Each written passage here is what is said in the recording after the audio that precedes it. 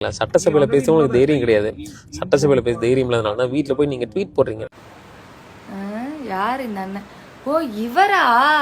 இப்போ ஒரு 3 நாளைக்கு முன்னாடி டிஎம்கேக்கு ஒரு மீட்டிங்கை போட்டு நாங்கள் 200 ரூபாய் யூபி தான் கொத்தடிமைகள் தான் அப்படின்னு கத்தி கொண்டு இருந்தீங்களே, அந்த டீம் தானே ப்ரோ?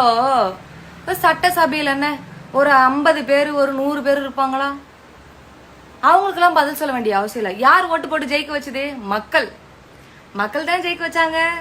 லட்சக்கணக்கான மக்களோ இல்ல கோடிக்கணக்கான மக்களோ மக்கள் தானே ஓட் பண்ணாங்க.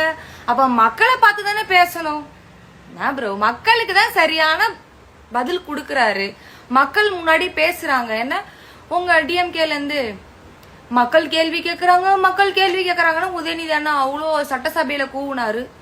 அத்தனை கோடி மக்கள் இல்ல. நான் கேக்குறேன், இப்ப நீங்க ரீசெண்டா ஒரு மீட்டிங் அரேஞ்ச் பண்ணீங்கல்ல, ஒரு 1000 பேர் வந்ததுக்கு அப்படி இப்படி ஐயோ அப்படின்னு பாத்தீங்களா இல்லையா?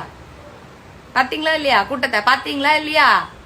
எப்படி நீங்க பஞ்ச் டைலாக் எல்லாம் பேசுறதுக்கு உங்களுக்கு ஆடியோ லஞ்ச் மாதிரி இந்த மாதிரி கிரவுட் இருந்தா தான் நீங்க பேசுவீங்களா? என்ன சொன்னீங்க? பஞ்ச் டைலாக்கா? சாரி ப்ரோ, இரும்பல். பஞ்ச் டைலாக்கா? இப்ப ரீசன்ட் டைம்ல வாழடி வாழையாக வளர்ந்து வரும் ஆலமரம் நாங்கள். வாழையடி வாழைய வாழை மரம் தான் வளர்ந்து வரும். ஆலமரம் எப்படி வரும்? இல்ல கேக்குறேன், ஆலமரம் எப்படி வரும்? என்ன ப்ரோ நீங்களாம் பஞ்ச் டைலாக் பேசாததுனால தான் அங்க பேசிருந்தீங்களா? நீங்களே பேசும்போது திரை உலகில பிரபலமா அப்படி இப்படின்னு வாரி அடிச்சுட்டு வந்த அவரு பஞ்சு டைலாக் பேசினா உங்களுக்கு என்ன? இல்ல பஞ்சு இல்லாம டைலாக் பேசினா உங்களுக்கு என்ன? நீங்களா பஞ்ச் டைலாக் பேசவே இல்லையா? நிறைய வீடியோ இருக்குது, நான் அப்டேட் பண்ணிடுவேன் சரியா? ஐயோ ஸ்டாலின் அங்கிள் இருக்காருல, மைக் பிடிச்சி பாட்டு பாடினாரு. என்னது